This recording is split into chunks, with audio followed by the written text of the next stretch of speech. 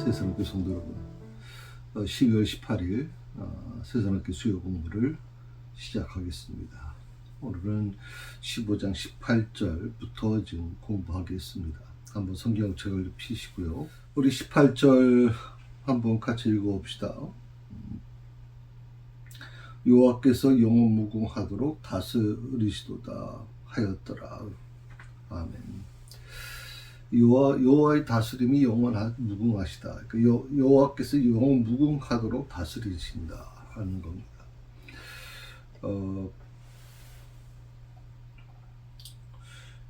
애굽에 대한 하나님의 승리에 대한 이 노래인데요.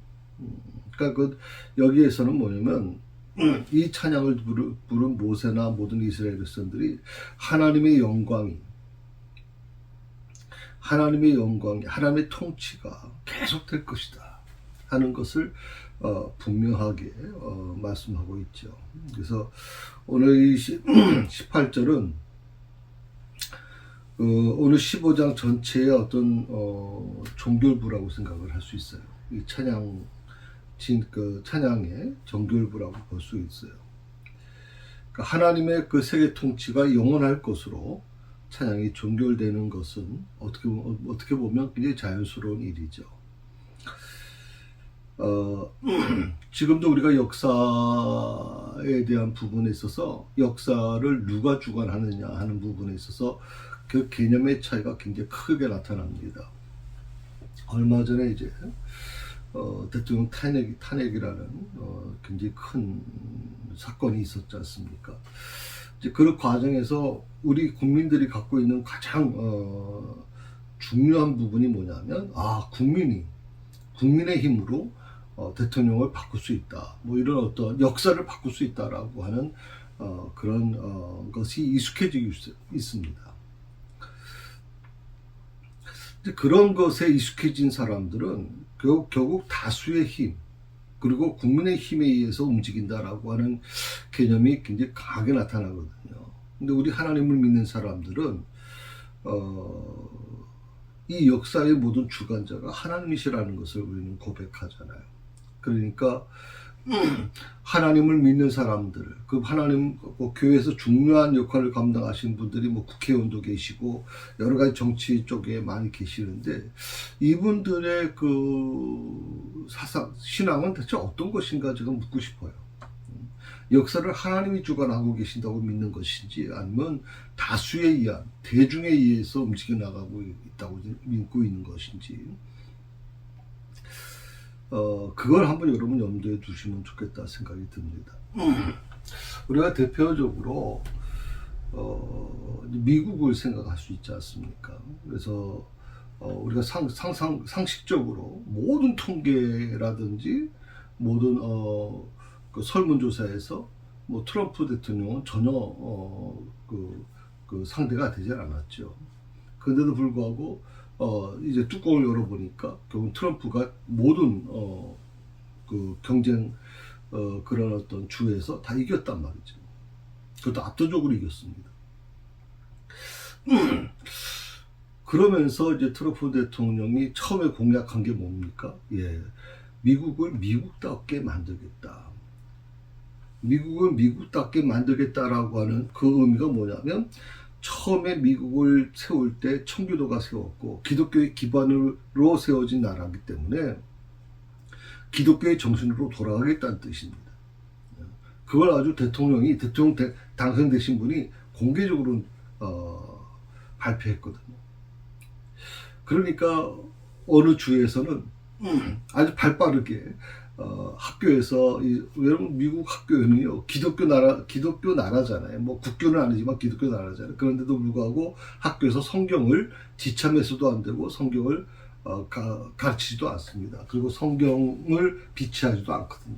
그런데 트럼프 대통령의 말 한마디에 한 주에서는 뭐 성경을 어마어마한 성경을 지금 주문해가지고 학교에다 다 비치하고 있고 지금 성경을 가르치겠다고 얘기를 한단 말이죠. 우리가 이 흐름을 보면서 느끼는 게 뭐냐면 역사의 주관자가 누구냐라고 하는 것에 대한 부분이 분명해야 됩니다. 글쎄, 저는 모르겠습니다. 그 국민의힘, 어, 국민에 의해서, 물론 이제 그런 헌법에 그런 게 나와 있지만, 그런 것을 이 사회의 어떤 기본이라고 할 수 있겠죠. 그렇지만 우리 기독교적인 입장에서 바라보는 시야는 적어도 그런 세상에 보는 시야하고는 좀 달라야 되지 않겠나. 하나님께서 이 어려움을 주신다. 이 국론이 분열되고 굉장히 지금 나라가 지금 두 쪽이 났다고까지 얘기할 정도로 굉장히 힘들잖아요. 근데 그걸 가만히 보면서 이렇게 생각이 듭니다. 어느 정당이 잘했냐 못했냐 이것보다는요, 우리는 하나님의 관점에서 보게 되면 누가 되든 간에 누가 끌고 가든 간에 하나님께서 어떻게 만들어 가실까, 우리는 정말 하나님께 이 문제를 기도해야 돼요. 정말 하나님 이 나라를 지켜주세요. 이 나라가 바로 세워지게 해 주십시오, 하나님. 그걸 위해서 우리는 기도해야 되거든요. 왜? 지금은 굉장히 위험할 때입니다. 위기가 올 때죠. 지금 물론 이제 우크라이나 러시아 전쟁이 이제 마무리가 돼가고 있고, 또 중동 전쟁도 거의 마무리가 돼가고 있기 때문에 오히려 또 그 위험은 많이 좀 감소되긴 합니다만은, 그래도 굉장히 위기 속에 우리가 와 있단 말이죠. 그래서 항상 우리가 좀 그런 과정에서 하나님께서 어떻게 이 위기를 회복시켜 나가실지, 어떻게 이 위기를 오히려 극복시키실지, 그걸 한번 우리가 좀 지켜보면서 기독교적인 다운 모습으로 그렇게 역사를 바라봤으면 좋겠다는 생각이 듭니다. 우리 19절에 있는 말씀을 봅니다. 19절에 있는 말씀 같이 읽습니다. 바로의 말과 병거와 마병이 함께 바다에 들어가매 여호와께서 바닷물을 그들 위에 되돌려 흐르게 하셨으나 이스라엘 자손은 바다 가운데서 마른 땅으로 지나간지라.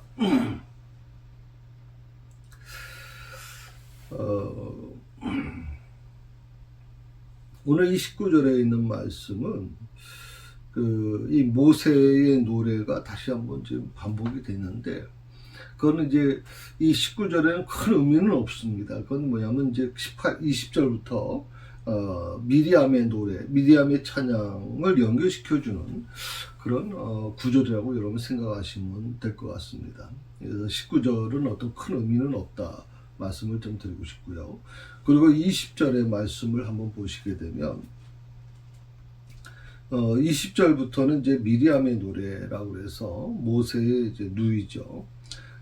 아론의 누이 선지자 미리암이 손에 소고를 잡으며 모든 여인도 그를 따라 나오며 소고를 잡고 춤을 추니 미리암이 그들에게 화답하여 이르되 너희는 여호와를 찬양하라. 그는 높고 영화로우심이요 말과 그 탄 자를 바다에 던지셨음이로다 하였더라. 아멘. 아론의 누이 선지자 미리암이라 그랬어요. 아론의 누이 선지자 미리암.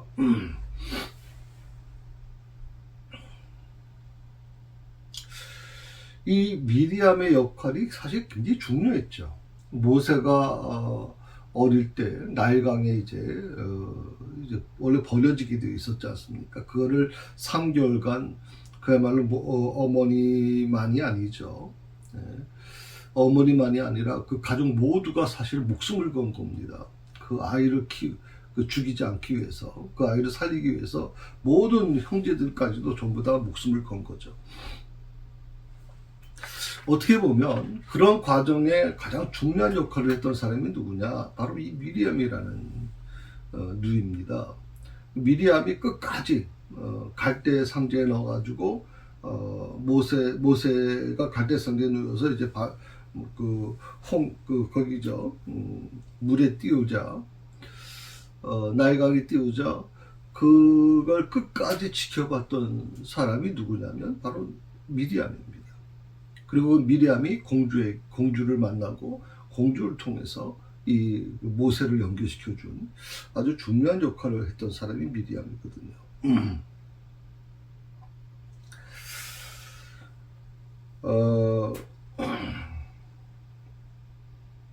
광야 40년 여행 가운데 우리는 모세를 도운 사람이 이제 아론이라고 생각을 많이 하잖아요. 아론, 그러니까 모세의 입을 대신했던 사람이 아론인데, 그런데 어떻게 보면 광야 여행하는 동안에 가장 모세를 많이 도와줬던 사람이 바로 이 미리암이라는 사람이에요. 이 미리암은 성경에 보면 최초의 여선지자였다라고 얘기합니다. 여선지자, 최초의 여선지자. 이 미리암은요, 하나님으로부터 예언자적인 어떤 기능을 은사로 받았어요. 민수기 12장에 보면 나오거든요. 민수기 12장 2절에 보면 이 미리암이 예언자적인 기능을 하나님으로부터 받았다 하는 게 나와요. 그래서 모세와는 좀 구별된 직능을 수행했다고 볼 수가 있죠. 그런데 성경은요, 이 미리암 이후에 그 여선지자의 활동에 대해서는 크게 언급하고 있질 않아요. 그러니까 물론 미리암은 최초의 여선지자고요. 그렇지만 그 미리암 이후의 여선지자에 대해서 성경은 거의 기록되어 있질 않거든요. 사실 여성들이 남성과 동등하게 어떻게 보면 하나님으로부터 좀 귀한 창조의 어떤 기능을 받았음에도 불구하고, 어떻게 보면 그동안 우리 사회도 마찬가지지만 과거에는 여성이 굉장히 무시당하고 능력이 있음에도 불구하고 차별받는 그런 사회였지 않습니까? 지금 요즘에는 오히려 딸이 태어나면 오히려 축하한다 할 정도로 여성에 대한 부분이 굉장히 높아졌지만, 과거에는 이제 그런 어려움이 있었죠. 그래서 저희 교단에서는 여성도 이제 목사 안수를 받을 수 있어요. 그리고 여성 장분도 장로를 받을 수 있습니다. 여성 장로도 좀 꽤 있습니다. 대표적으로 저희 교회는 좀 두 분이 다 여성 장로님이시잖아요. 안수 받으셨잖아요. 사실 쉽지 않은 일인데, 참 귀한 분들이라고 저는 생각을 합니다. 그렇게 헌신할 수 있는 사람들이 과연 얼마나 있을까요?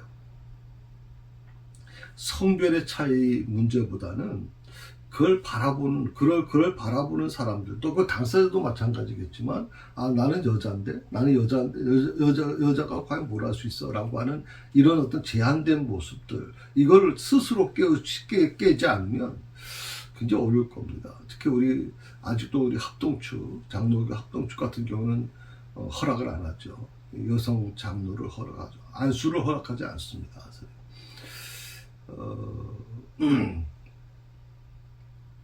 그 기준은 이제 2000년 전에 이제 기록된 성경 말씀을 이제 기초로 하고 있는 거죠. 성경은 여러분 잘 아셔야 되는 게 뭐냐면, 성경은 하나님께서 마치 축제 연감설처럼 사람의 손을 빌려서 하나님이 그러니까 인간이 로봇처럼 지시한 대로 그냥 쓰는 거, 그렇게 개념이 아니에요. 하나님께서 성경을 그렇게 기록하지 않으셨어요. 성경을 보면요, 그 사람의 어떤 학력, 그 사람의 어떤 사회 배경, 이런 모든 것들을 동원해서 그렇게 그 하나님이 그들의 갖고 있는 달란트를 이용해서 쓰여졌던 게 성경이거든요. 그러니까 이런 마태, 마가, 누가, 요한, 공관복음, 예를 들어서 공관복음 같은 경우 마태, 마가, 누가, 요한이 거의 비슷한 내용이잖아요. 같은 내용입니다, 거의. 그런데 마태, 마가, 누가, 요한을 그대로 성경에 삽입한 이유가 무엇입니까? 마태복음은 마태의 어떤 관점으로 본 거예요. 마태의 관점. 마태라는 제자, 특히 마태 세리죠. 아주 세밀하죠. 굉장히 세밀하게 그 성경을 기록해 놨잖아요. 마가 같은 경우는 성경 욱하는 성격이에요. 그리고 아주 저돌적인 성격입니다. 그것 때문에 사도 바울하고도 좀 굉장히 충돌이 많이 일어났었잖아요. 젊었을 때. 그 마가 같은 경우는, 마가복음 같은 경우에는 완전히 또 마태복음은 달라요.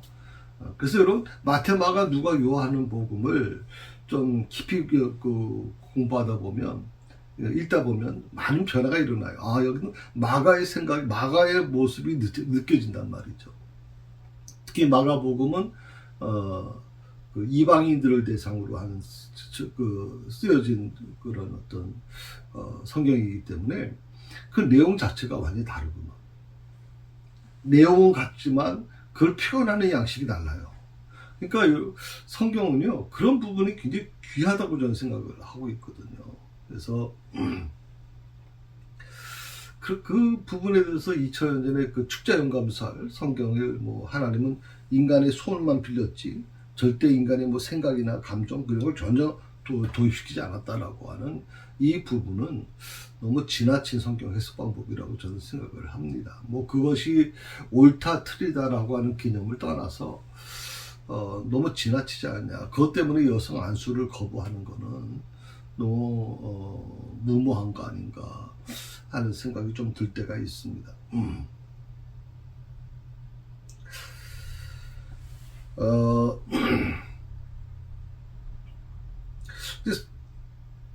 성경을 보게 되면요, 이 미리암 이후의 여선지자 활동에 대해서 크게 언급하지 않지만 오늘 본문에 나타나는 이 미리암에 대해서는 아주 크게 좀 부각시키고 있는 것을 보게 되거든요. 그래서 여러분 참 성경을 보시게 되면 재미있는 표현이 나옵니다. 20절에 아론의 누이 선지자 미리암이라고 나오잖아요. 그러니까 모세의 누이 미리암이라고 하지 않고 아론의 누이라고 표현을 하거든요. 그 이유가 뭘까? 궁금하지 않으세요? 모세의 누이라고 표현하지 않고 아론의 누이라고 표현한 이유는 뭐냐? 이 부분에 대해서는요, 이렇게 성경학자들은 얘기합니다. 이 미리암이 하나님이 절대적인 권위를 위임받았던 모세와는 견줄 수 없는 그런 존재였기 때문이다. 그렇게 얘기를 해요. 모세라고 하는 건 같은 형제잖아요. 뭐 아론의 동생 모세잖아요. 그리고 뭐 미리암도 있고. 미리암이 아마 가장 그 서열에는 위겠죠. 근데 그 미리암이 재밌는 게 뭔 줄 아세요? 손 위에 그 가족 사이에서 손 위인데도 불구하고 형제 중에 그 위 사람인데도 불구하고 오늘 놀랍게도 모세와 견줄 수 없을 정도로 모세의 권위는 대단했다. 왜 그러냐면 하나님께서 모세에게는 내가 모세에게는 다른 사람들과 다르게 내가 모세하고는 서로 대화를 한다. 서로 얼굴을 맞대고 대화를 한다라고 얘기할 정도로 그렇게 하나님의 말씀을 그 입에 두었기 때문에 모세의 권위는 상상을 못할 정도예요. 이스라엘 선들이 어느 정도 그 얘기했습니까? 우리가 하나님의 모습을 보면 너무 영광스러우니까, 너무 거룩한 모습을 보면 우리가 죽겠습니까? 도저히 우리는 볼 수가 없으니까 당신이 하나님을 만나셔서 그 다음에 우리에게 전해주십시오 라고 얘기하잖아요. 그런데 그렇게 시내산에서 내려온 모세의 얼굴을 봤던 이스라엘 백성들이 놀랄 정도예요.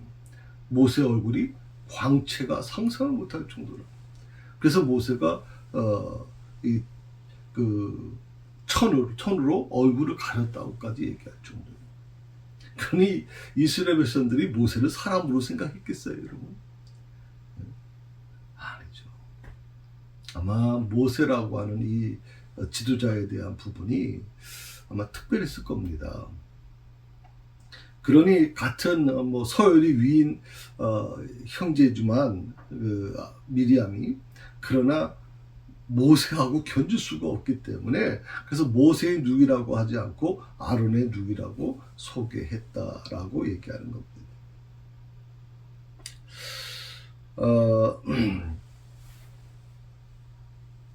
그러니까 아론과 미리암에게는 제일 막내죠. 모세가 제일 막내인데도 불구하고 하나님과 같은 존재였다.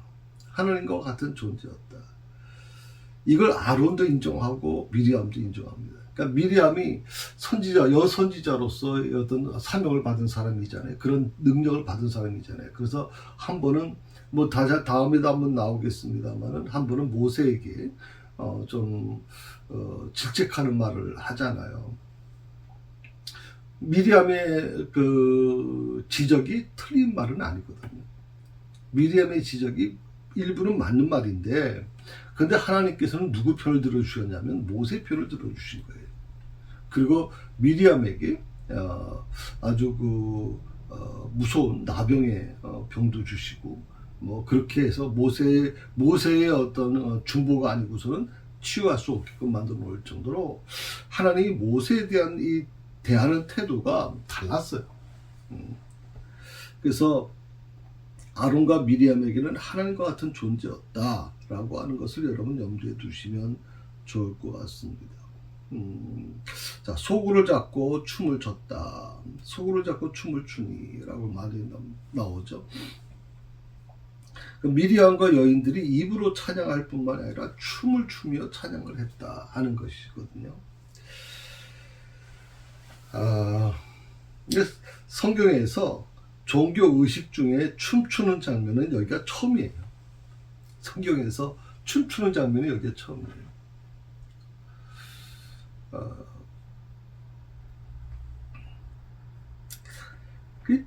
요즘엔 좀 그렇진 않잖아요. 요즘에 강대, 저희도 이제 이런 성탄절 이제 행사를 하게 되면 발표할 때 이제 강대에 올라가서 발표할 수 있게끔 허락해 주잖아요. 그러니까 옛날에는 제가 어릴 때는요, 강대는 절대 함부로 올라가서는 안 되는 곳이었어요. 강대는 신발도 벗어야 되고, 아주 거룩한 곳이라 거기는 절대 그 관계자 외에는 목사님들 외에는 올라가서는 안 되는, 청소하시는 분들도 정해진 분들만 아주 경건한 모습으로 청소를 하실 정도로 그렇게 어릴 때 제가 그런 모습이 생각이 납니다. 어디 강대에서 뭐 춤을 추고 강대에서 뭐 발표를 하고 상상도 못하는 일이죠. 밑에서만 했지. 근데 요즘에 그 교회들 여러분 새로 짓는 교회들 한번 가보십시오. 강대가 전부 다 넓게 돼 있잖아요. 높지 않습니다. 낮으면서도 높게 넓어요. 그리고 거기에 보면 뭐 서치라이트가 굉장히 강하게 여러 어떤 교회는 뭐 20개가 넘는 서치라이트가 있어요. 거기 돈이 굉장히 비쌉니다. 그게. 자동으로 움직이기 때문에. 그렇게 하는 이유가 뭐냐? 공연을 하기 위해서 하는 거다. 그러니까 강대상만 치우면 그것은 그냥 공연장이 돼버리는 거란 말이죠. 그러니까 강대의 의미, 말씀이 선포되어지는 곳이기 때문에 여기는 거룩한 곳이야 라고 하는 개념이 이미 무너졌어요. 지금 무너졌어요. 과거에는요, 이 교회에서 춤을 춘다는 거는 상상도 못하는 거고요. 겨우 한다는 거는 그래도 이제 고종무용식으로 그런 어떤 그쪽으로 하는 분들, 간혹가다 이제 그런 분들이 좀 있죠. 경건하게 춤을 추는 분들이 있었는데, 춤이라고 표현하기 좀 그렇고요. 율동이라고 얘기하잖아요. 그런데 오늘 놀랍게도요, 여기 이게 최초로 이 출애굽기서 15장에 있는 이 말씀, 이 시대에는 어떤 시대입니까? 상상할 수 없는 시대잖아요, 지금. 근데도 불구하고 놀랍게도 찬양만이 아니라 춤을 췄다라고, 춤을 추며 찬양했다는 말이 나와요. 어떻게 보면 좀 일부에서 이 춤이나 율동적인 어떤 그런 행위를 굉장히 종교적인 어떤 경건과 반한 것이다, 예법에 어긋난 것이다 라고 그런 터부시하는 경우가 있어요. 그래서 교회에서는 요즘엔 좀 그런 게 많이 없어졌잖아요. 드럼도 쳐서는 안 되고 기타도 쳐서는 안 되고, 교회는 오직 피아노, 올겐 요거만 쳐야 된다. 참 하여튼 옛날 과거에는 대단했어요. 정말 제가 어릴 때 신앙생활 때만 해도 안 되는 게 너무 많았어요. 안 되는 게, 하지 말라는 거. 교회에서 이렇게 좀 몇 명이 모여서 기타도 치고 드럼도 치고 하려고 그러면 큰일 났죠. 지금 교회에서 문제가 일어나고.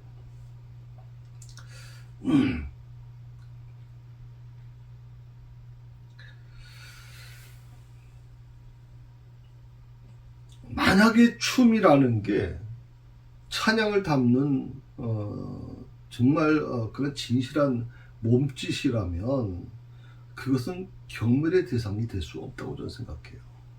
경멸의 대상이 돼서는 안 되는 거죠. 저희 교회도 이제 우리 청소년 교회에서 좀 하나 건의가 들어왔었거든요. 춤을 좀 그룹으로 좀 하고 싶은데 좀 허락해 주시겠습니까? 그래서 저는 하라고 그랬어요. 그렇게 하면 아주 괜찮다고. 그래가지고 또 우리 중국 청소년교회에서 그 준비했잖아요. 그 거울 큰 거, 정말 거울 큰 거 준비해왔어요. 그때 30만 원 들여가지고 그냥 탁송을 해가지고 가져왔는데, 여기에 그걸 조립해가지고 그 소외비실 교육권까지 옮기다가 이게 깨져버렸단 말이에요.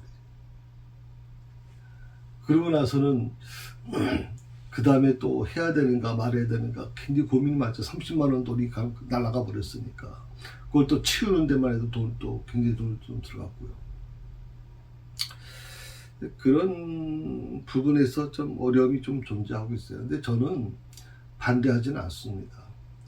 교회가 너무 지나치게 하는 건 좀 문제가 있겠지만, 뭐 요즘도 그런 생각을 해요. 저 번동제일교회에서 문화센터를 이제 운영을 했는데, 문화센터에서 거기서 계속 이제 가요가 나온 거예요. 문화센터니까 뭐 도봉구청하고 같이 이제 조인해서 하는 거니까. 그러다 보니까 이제 거기가 이제 교회 선교관이라고 이제 다 써붙여놨는데 거기서 가요가 나오고 뭐 그렇게 하니까 지나가는 사람들이 뭐 교회가 말조다, 말세가 왔다느니 뭐 교회에서 어떻게 이런 식으로 가요를 부르고 난리 치는 거예요. 그래서 저도 거기 교회 갔다가 지나가는 분이 얘기하는 걸 들었거든요. 그래서 어려움은 있습니다. 보는 시각에 따라서 다 다르니까 어쩔 수 없는 부분이 있지만, 그렇지만 저 같은 경우는 세상 춤이 아닌 정말 하나님을 향한 춤이 이루어진다면 저는 그것이 얼마나 아름다울까 하는 생각을 해봅니다. 다윗도 마찬가지고요. 오늘 여기서 이제 미리암이나 모두 여인들이 막 춤을 추잖아요. 그 뒤어서 우리가 이 춤에 대한 부분이 많이 좀 성경에 나오는 게 뭐냐니까, 입다의 딸도 춤을 추잖아요. 사사 입다의 딸이 아버지가 이제 전쟁에 승리하고 돌아오니까 그 여인들이, 딸을 중심으로 해서 그 여인들이 막 춤을 추고 소고를 치고 그러잖아요. 대표적인 게 다윗이잖아요. 하나님의 복귀 앞에 복귀가 돌아오는 것이 너무 기뻐서 막 허벅지가 드러날 정도로 막 덩치덩치 춤을 추는 왕이,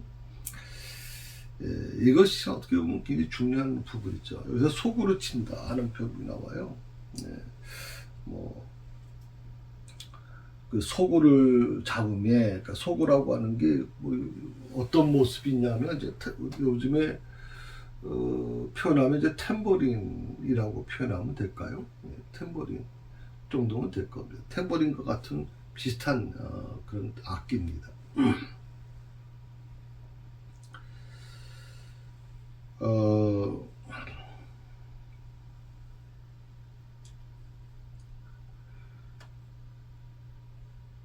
어떻게 보면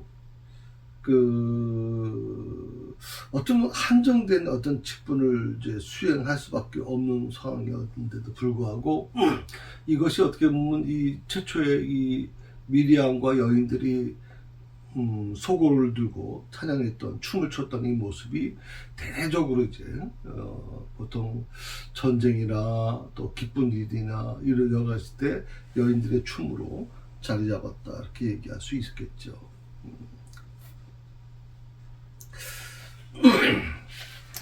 자, 21절에 있는 말씀을 한번 보실까요? 21절.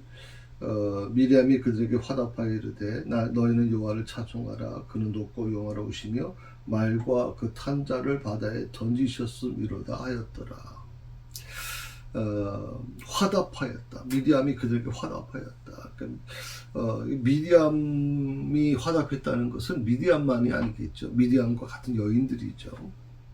소고를 들고 춤을 췄던 모습 속에서 모세가 이끌 그 남성 합창자들에 대한 여성들의 어떤 그런 화답이라고 좀 생각할 수가 있습니다. 그 화답에서 후렴에 이렇게 얘기합니다. 너희는 여호와를 찬송하라. 여호와를 찬송해라.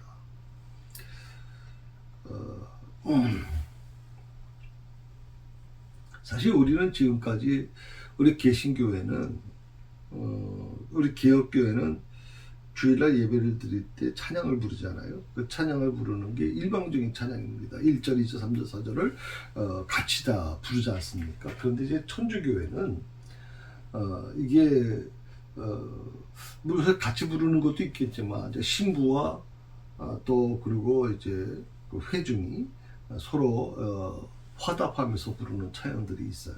그레고리 찬가라고 그렇게 얘기를 합니다. 저희도 신학교 때 이제 이걸 좀 배웠습니다만은 그런 것도 좀 사실 많이 필요하겠죠. 그러다 보니까 개혁교회가 개신교회가 너무 이제 형식을 무시해 버렸잖아요. 형식화된 이 예배를 바꿔서 말씀 중심의 예배를 바꾸다 보니까 그런 천주교의 또 좋은 그런 부분을 다 무시했다는 것이죠. 그래서 그런 부분들은 좀 우리가 좀 생각해 볼 필요가 있다고 생각을 합니다.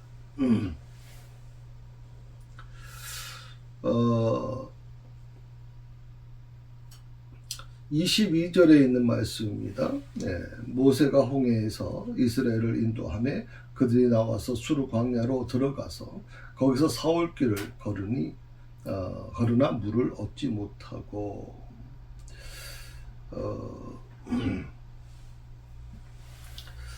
이 수르 광야라고 하는 거, 원래 이제 보면 이제 술이라고 하는 술 광야라고 하는 건데 이걸 조금 다른 표현으로 하면 이제 수르 광야라고 이렇게 표현합니다. 같은 말입니다. 술 광야, 수르 광야.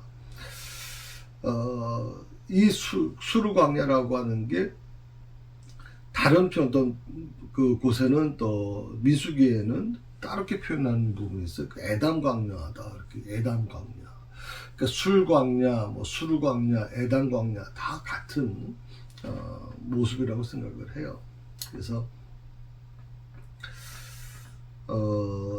여기 수르 광야라고 하는 곳은 이제 애굽의 동편 국경 지역의 광야를 가리키는 건데 뭐 쉽게 말하면 뭐 애굽의 이제 끝자락에 하고 이제 넘어간 그 상태를 얘기하는 거죠.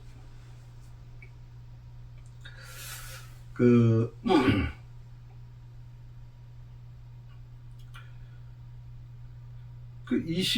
22절에서 이제 그 애굽에서 기적적으로 구출된 이스라엘 백성들이 이제 광야를 이제 지나게 되죠. 그 처음에 이 말씀이 이제 광야를 시작하는 그런 내용이라고 보시면 돼요. 그 홍해라고 하는 그런 지대를 떠나서 이제 시내 반도 북부에 있는 수르 광야로 이제 들어가게 됩니다. 그 남쪽으로 이동하면서 이스라엘 자손은 마라에 이르기까지, 이제 마라라고 하는 이 지역이 우리가 많이 들었던 얘기죠. 쓰다라고 하는 뜻인데 마라, 쓴 곳. 이제 4월 동안 물을 얻지 못했어요. 그런데 마라에서 놀랍게도 이제 물이 발견된 거예요. 예, 4일 동안은 물을 제대로 먹지 못하는 사람들이 물을 발견했을 때 어땠겠어요, 여러분? 상상 못했겠죠. 너무 기뻤겠죠. 그런데 그 목이 갈증이 느껴가지고 물을 막 헐고 먹었을 거 아니에요. 오아시스니까. 근데 물이 써서 마실 수가 없었다. 마라의 물이 써서 마실 수 없게 되자 이스라엘 백성들이 취한 행동이 무엇입니까? 모세에게 원망과 불평을 터뜨렸다라고 하는 것입니다. 여기서 중요한 게 뭐냐면 물이 없는 것과 물이 없는 것, 이 4일 동안 물을 제대로 먹지 못했잖아요. 그러니까 완전히 물을 전혀 먹지 않고서 어떻게 4일을 견디겠어요? 그건 불가능하고요. 그러니까 물을 점점 줄인 거죠. 그러니까 뭐 하루에 1리터 먹던 거를 좀 줄여서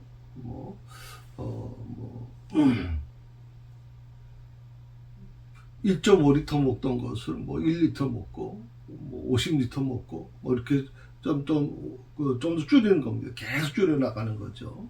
그래서 그런 부분들이 굉장히 좀 중요할 부분이니까. 그러니까 그렇게 해서 물을 굉장히 그 사막에서 굉장히 힘들었을 거라고 생각이 듭니다.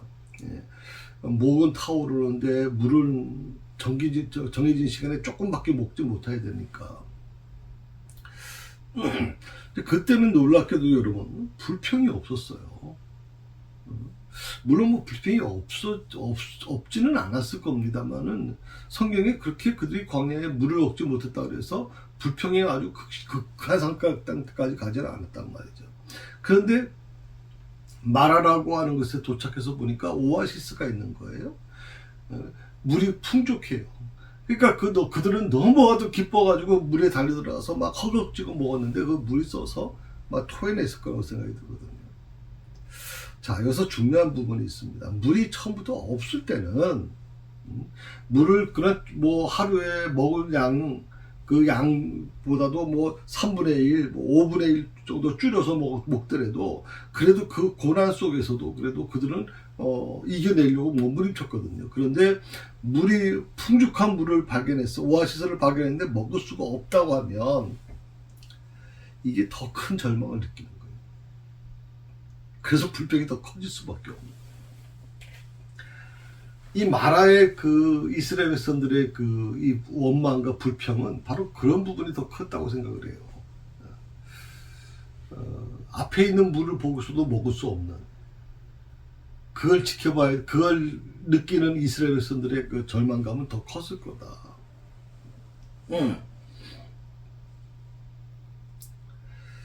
마라라고 하는 뜻이 이제 원래 쓰다, 괴롭다라고 하는 아마 그쪽 지명이 바로 이 부분일 겁니다. 이 물이 썼기 때문에, 물이 써서 먹지 못하기 때문에 마라라고 하는 이름이 붙여진 거 아닌가 생각할 수가 있죠. 이 물이 짠 이유가 물이 쓴 이유가 뭐냐? 그것은 아마 이 지역의 마라 지역에서 나는 물이 아마 소금기가 들어간 것 같아요. 그래서 짜서 마실 수가 없었다 이렇게 설명을 하고 있거든요. 이 홍해에서는 75km 이제 떨어졌고요. 수에즈만으로부터는 11km쯤 떨어진 곳이에요. 요즘에는 뭐라고 표현하냐면 이 마라라고 하는 지역을 아인 하와라라고 하는 말로 쓰여지고 있어요. 그 당시 이곳 물이 이렇게 얘기를 합니다. 악취가 나고 맛이 짜서 마실 수가 없었다. 그래서 아랍 사람들은 이 물이 이 근방의 모든 지역에서 가장 나쁜 물이다라고 말했을 정도다. 그렇게 얘기를 합니다. 자, 물에서 악취가 났다.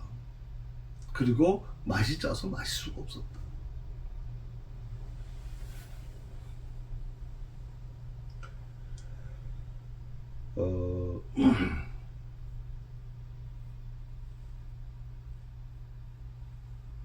여기서 중요한 게 뭐냐면 우리도 마찬가지예요. 신앙생활 하면서 입만 열었다 하면 원망하고 불평하는 경우가 있어요. 이게 사실 어떻게 심각한 죄인데 우리는 이 죄로 인식하지 않죠. 그럼 원망하고 불평하고 하는 것이 그냥 습관화되어 있는 거죠. 목사님 저도 뭐 그거 완전히 배제됐다고 생각할 수는 없어요. 문제는 이 원망과 불평이 서로에게 상처를 주고 고통을 일으킨다는 거죠. 원망과 불평. 내가 아무렇지도 않게 내뱉은 불평과 원망이 상대방에게는 큰 상처가 될 수가 있어요. 그래서 야고보서 5장 9절에서 이렇게까지 말씀합니다. 형제들아 서로 원망하지 말라. 그리하여 심판을 면하리라. 서로 원망하지 마라. 그래야 심판을 면할 수 있다. 무슨 말입니까? 원망은 불신앙이라는 겁니다. 원망, 불평은 불신앙입니다. 그렇기에 원망하는 자는요 하나님의 심판의 대상이 된다는 거예요. 원망하는 자는 하나님의 심판의 대상이 된다. 여러분 이거 기억하셔야 돼요. 원망하는 자는 하나님의 심판이 심판의 대상이 된다. 그러므로 가정이든 직장이든 교회든 어려운 일이 닥칠 때 누구의 잘못인지 따지고 불평하고 원망하기보다는 서로 살피고 격려하고 위로해 주는 것, 한마음으로 위기를 극복하는 것, 그것이 바로 지혜로운 모습이라고 생각해요. 저는 우리 이제 내년에 이제 항전지 선거도 있겠습니다만 제가 원칙을 주는 게 뭐냐면 불평 원망하는 사람들, 이런 사람은 절대 돼서는 안 돼요.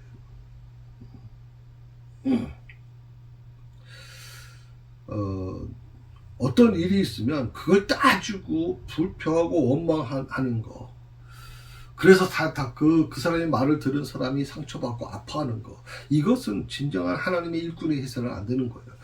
하나님의 일꾼들은요, 서로 살피고 격려해주고 위로해주고, 조금 부족하더라도 그랑 같이 협력해주고 위기를 같이 극복해 나가야 되는 모습이 진정한 일꾼이라고 생각을 하거든요. 그러니까 이스라엘 자손들이 불과 3일 전에 극적인 하나님의 전능하심을 보았어요. 놀랍잖아요, 여러분. 홍해가 갈라지고 거기에 바로의 군대가 다 몰살당하는 거 불과 3일 전에 본 거예요. 3일 전에. 그런데 그 3일 만에 어떻게 바뀌었습니까? 완전히 모세를 비난하고 지금 하나님의 전능하심을 봤음에도 불구하고 어려움에 처하자 모세를 비난하고,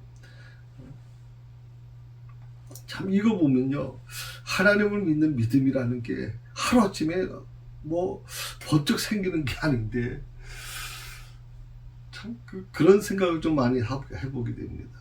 수많은 시행착오, 불신앙을 거쳐서 정금 같은 믿음이 만들어질 수 있는 거죠. 하루아침에 정금 같은 신앙이 만들어지는 건 불가능합니다. 예수님처럼 그렇게 태어났다면 모르지만 우리는 불가능하죠. 그렇기 때문에 우리는 수많은 시행착오를 겪을 수밖에 없고 불신앙을 거칠 수밖에 없어요. 그래서 그 과정을 통해서 정과 같은 믿음을 가질 수 있게 되는 거죠. 모세는 또다시 하나님께 부르짖습니다. 하나님은 모세의 기도를 이제 들으시고 자비를 베풀어 주시고 또 그물을 말 수 있게 해 주시죠. 그것이 바로 24절에 나오는 말씀이거든요.